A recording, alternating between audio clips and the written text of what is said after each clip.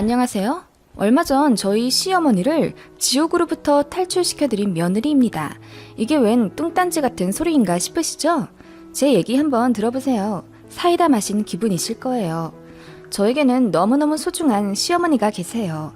시아버님은 저희 남편 20살쯤에 돌아가셨어요. 솔직히 남편보다는 우리 시어머니가 좋아서 결혼을 했다고 봐도 무방하죠. 처음 인사드리러 간 자리에서 어머님이 제 손을 잡으시며 하신 말, 남의 집 귀한 딸 고생 안 시키려고 내가 그동안 우리 아들 집안일도 잘 가르치고 혼내기도 많이 했는데 그래도 혹시나 마음에 안 드는 구석이 있으면 나에게 말하거라. 내가 AS 해주마. 하시며 농담하시는 그 모습에 인품도 좋으신데 센스까지 있으신 것 같아 어머님께 반해버렸습니다. 뵈면 뵐수록 더 존경하게 됐어요. 우리 시어머님은 단 한 번도 저를 무시하시거나 아들 하시는 모습을 안 보이셨어요. 그런 어머님 밑에서 자란 남편도 너무나 가정적이고 책임감도 강했죠. 그래서 어떻게 보면 전 정말 행운아예요. 이런 시어머님과 남편을 만나 지금까지 아무 문제 없이 행복하게 잘 살고 있으니까요.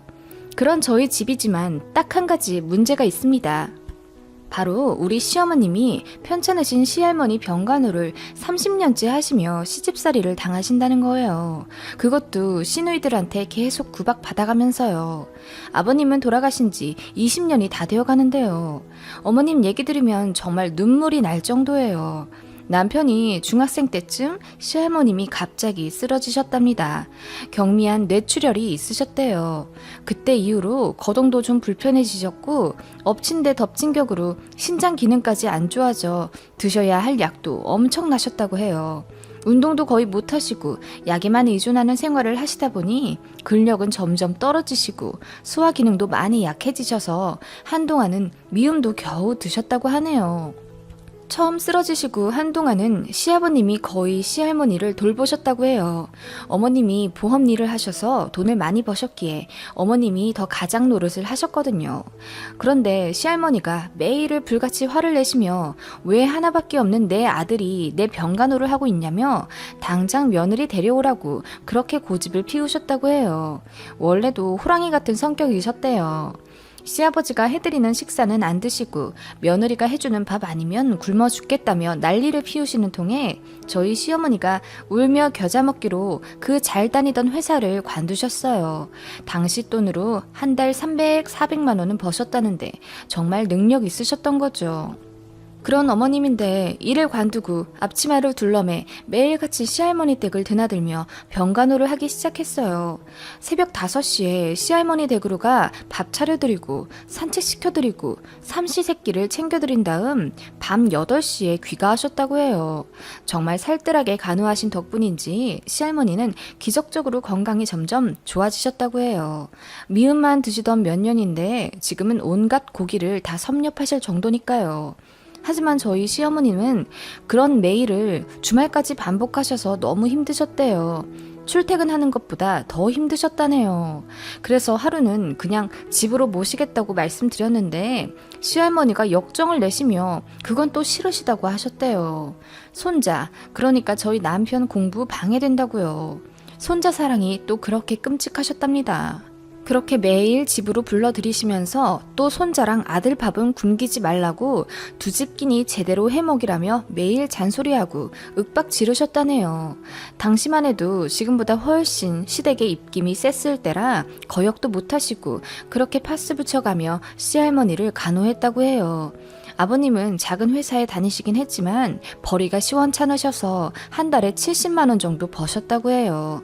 갑자기 줄어든 가게 수입 때문에 아버님이 밤에는 시장에 나가 도매상가에서 무거운 일을 나르며 품삯을 받고 그렇게 하루 투잡을 뛰셨다네요. 그런 생활을 몇 년 하셨을 때 저희 남편이 대학 입학하고 나서 얼마 뒤 과로로 쓰러지시고 다시는 깨어나지 못하셨다고 해요. 정신없이 상을 치르는데 어머님의 시누이들, 그러니까 시고모님들이 저희 시어머니를 둘러싸고 손가락질을 하며 내 동생 죽인 년이라고 소리를 쳤다고 해요. 시어머니가 아버님 돈 벌어오라고 압박 줘서 아버님이 밤낮으로 일하느라 고생하다 죽은 거라고요. 어머님은 그때 처음으로 큰 소리치며 울며 대들었다고 하셨어요. 제가 계속 일 다녔으면 애 아빠가 이렇게 죽진 않았을 거예요. 어머님이 저 잘 다니던 일 억지로 관두게 하셔서 우리 집 쪼들리게 된 거잖아요. 나는 어머님한테 묶여있고 돈 벌 사람은 애 아빠뿐인데 우리 애 대학교 등록금도 못 낼까봐 그렇게 밤낮으로 일한 거라고요. 라고 소리쳤더니 큰 시고모님이 시어머니 뺨을 치시며 이러셨답니다. 못돼 빠진 년, 돈 좀 벌었다고 내 동생 우리 집 무시하고 있었나 본데 정신 똑바로 차려. 이제 남편 죽고 없다 이거니? 왜? 남편 없으니 이제 네 아픈 시어머니도 버리게? 불쌍한 우리 엄마도 쫄쫄 굶어 죽게 만들어봐 어디? 그렇게 아버님 돌아가신 이후로 저희 시어머니를 더욱더 가스라이팅 하셨다고 하네요. 네가 잘못해서 남편을 죽게 만들었고 아픈 시어머니 두고 도망가면 다신 없을 나쁜 년이다. 이런 식으로 매일같이 두 시고모님이 번갈아가며 시어머니를 압박하셨다고 하네요. 아버님 돌아가신 충격과 지쳐버린 심신으로 자유로운 생각을 하실 수 없으셨다고 해요. 그렇게 저희 어머님은 30년째 저희 시할머니와 시고모님 두 분의 구박을 받으며 병수발하고 시집살이를 하고 계셨던 겁니다. 겉으로만 보면 몰라요. 저도 시할머니 댁에 자주 갔었거든요. 시댁, 그러니까 시어머님 댁이랑 도보로 20분 정도 걸리기 때문에 시어머니가 매일같이 드나들며 관리해 주시는 줄은 알았는데 그런 길고 아픈 역사가 있었는 줄은 꿈에도 몰랐죠. 저희 시어머님은 그렇게 두 집 살림을 하시면서도 늘 웃으시며 저에게도 딸처럼 애틋하게 잘해주셨어요. 시집살이를 혹독하게 받으셨음에도 불구하고 저한테는 정반대로 늘 감싸주시기만 했어요. 저는 그런 어머님께 고마운 마음을 넘어서 이제 안쓰럽게 느껴지기 시작했습니다. 시할머니는 저희 부부 앞에선 세상에 다시 없을 자상한 분처럼 행동하세요. 우리 손주 며느리 어디 아프지 말고 건강해야 한다 하시며 제 얼굴을 어루만져 주시고 힘들 텐데 자주 오지 말라며 너그러운 마음도 베푸셨죠. 시고모님들도 마찬가지세요. 저희 보면 손 잡으며 잘 왔다고 웃어주시고 상처 주는 말 그런 거 전혀 없으셔서 다른 사람이 보면 그저 천사 같으십니다. 그런데 제가 잠깐 전화 받거나 자리를 살짝 뜨면 저에게 안 들릴 정도로 작게 시어머니를 구박하시는 게 들려요. 어머머, 우리 엄마 신발이 이렇게 낡았는데 뭐야 옳게 이제 봐드리지도 않는 거야? 손주 며느리도 받겠다. 이제 슬슬 우리 엄마한테 소홀하네. 우리 옳게? 이런 대화가 들리기도 했죠. 저는 경악했고요. 그날 돌아오는 차 안에서 제가 남편에게 말했어요. 우리 어머님 너무 고생하시는 것 같아. 할머님 언제 돌아가실지도 모르는데 이렇게 삶을 통째로 책 잡으셔서 아무것도 못하시면 어떡해. 우리 어머님 아직 창창하신데. 나도 알아. 그런데 엄마가 조금이라도 벗어나려고 하면 할머니랑 고모들이 난리야 아주.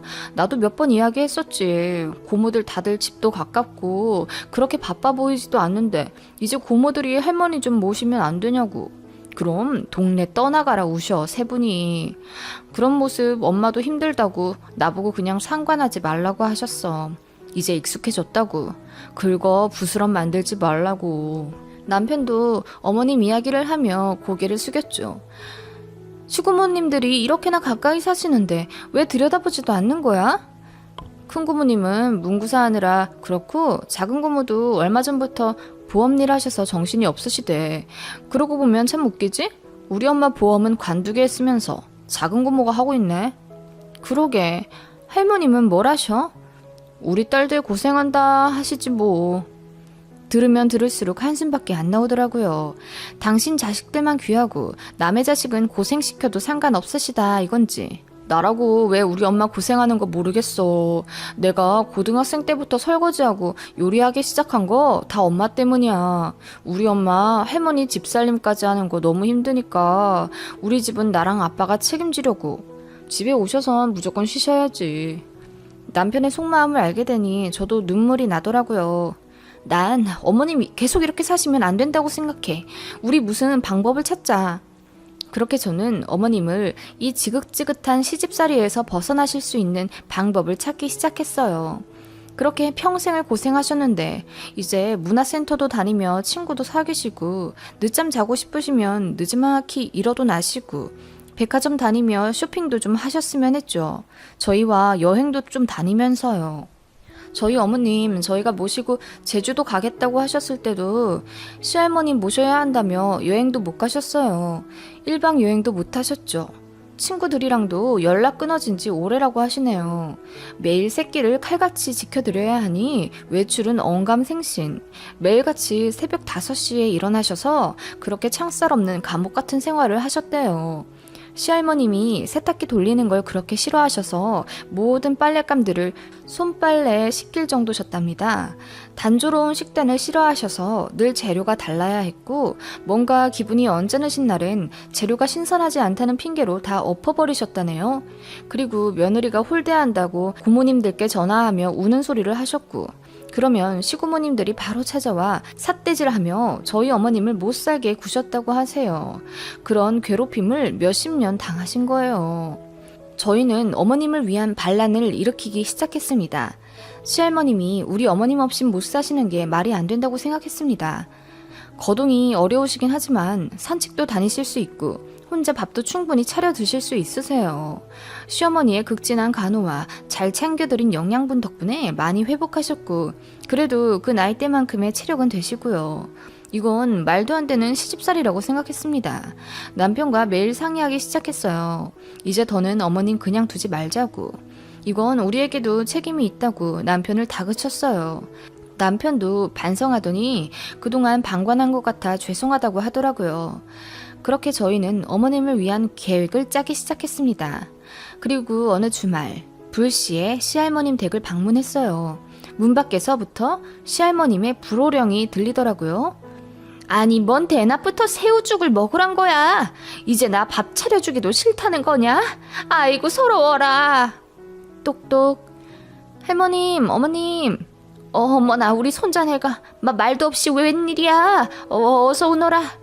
당황하신 듯한 할머님, 그 옆에서 더 놀라신 어머님.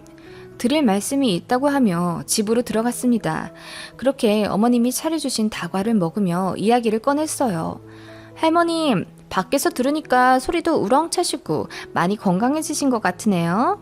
뼈가 있는 제 말에 할머님이 우물쭈물하시며 아니 애미가 실수를 좀 해서 한 소리 했는데 좀 크게 들렸나 봐 하시며 갑자기 아픈 척을 하시네요.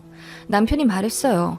할머니, 우리 집 전세금이 많이 올라서 이제 이사 가야 할 것 같아요. 대신 회사에서 관사가 하나 나오는데 다른 부양가족 없이 저희 둘만 서류상에 올라가면 겨우 15평짜리 집을 준다네요. 15평은 너무 좁은데. 어머님이 그 얘기를 듣고 놀라시더라고요. 언제 이사 가려고 하냐며 물으셨죠. 제가 대답했어요.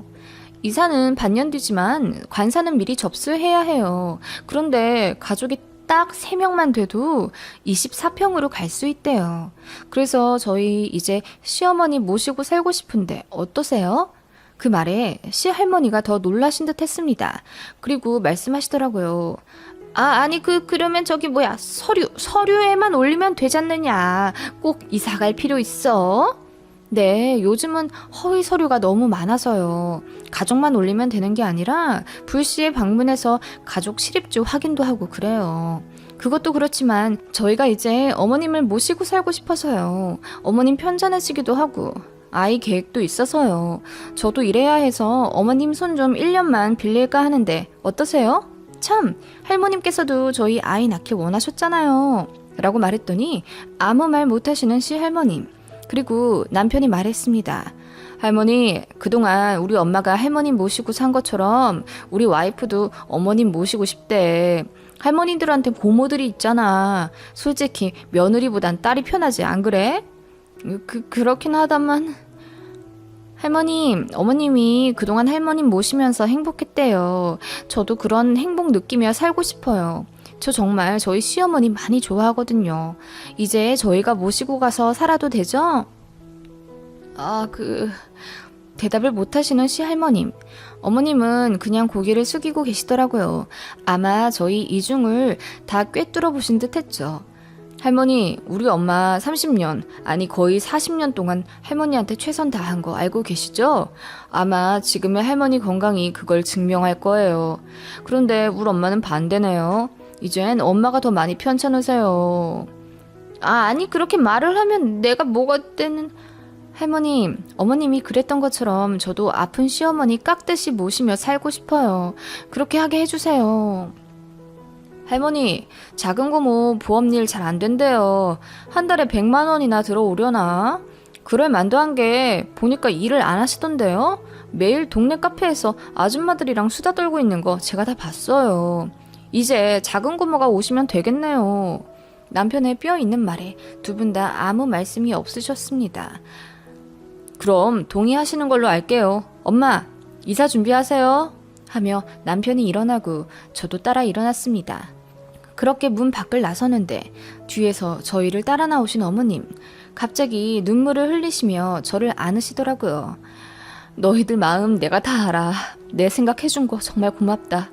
안 그래도 내 며느리도 생기고 하니 생각이 많아지더구나. 그래, 더 이렇게 살기 싫다는 생각이 들었단다. 조만간 너 할머니한테도 말하려고 했어. 이사 가려고 한다고. 고모들이 가까이 있으니 나만 맘먹으면 됐었던 걸. 뭐가 그렇게 어려워서 10수년을 살았는지 하시며 흐느끼는 어머님. 그리고 다시 한번 고맙다 하시며 한 말씀 하시더라고요. 아가, 내가 시어머니 모셔보니 그거 못할 짓이더라. 그러니 이제 이사는 내 가고 싶은 곳으로 가마. 그리고 이제 혼자 조용히 살고 싶기도 해. 관사는 나중에 아이 생기면 3명 올려서 들어가거라. 당장 전세금은 내가 해결해 줄 테니까 하셨어요. 정말 어떻게 표현 못할 정도로 어지고 마음 깊으신 우리 시어머니. 제가 이런 시어머니를 사랑하지 않을 수 있을까요? 저의 손을 잡고 연거푸 고맙다 하시는데 거칠거칠하게 느껴지는 어머님 손의 습진이 더 마음 아프게 느껴졌습니다. 언젠가 모시게 된다고 하더라도 기꺼이 기쁜 마음으로 건강하게 모시고 싶습니다. 우리 시어머니는 정말 바로 이사 준비를 하셨어요. 그리웠던 고향으로 내려가신다며 주에 한 번은 시외버스 타고 지방에 가셔서 부동산을 보시네요. 다행히 아버님 예전 사망보험금도 그대로 있고 지금 사시는 집값도 많이 올라 여유가 있으시다네요. 마당 있는 조용한 전원주택 하나쯤은 어렵지 않게 구하실 것 같다고 하셨어요. 내려가시면 봉사도 하고 간단한 일이라도 하겠다며 설레어 하셨죠. 고향 쪽에 친구분들도 계시니 이제 도란도란 자유롭게 사실 수 있겠죠? 저희도 자주 내려오겠다고 약속드렸습니다. 고모님들이 어머님 댁에 한번 쳐들어와 따졌다고 하네요.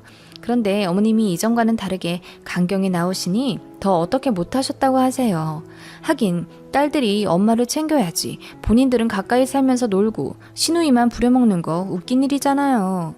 우리 시고모님들 이제부터라도 효도하며 사셨으면 좋겠습니다.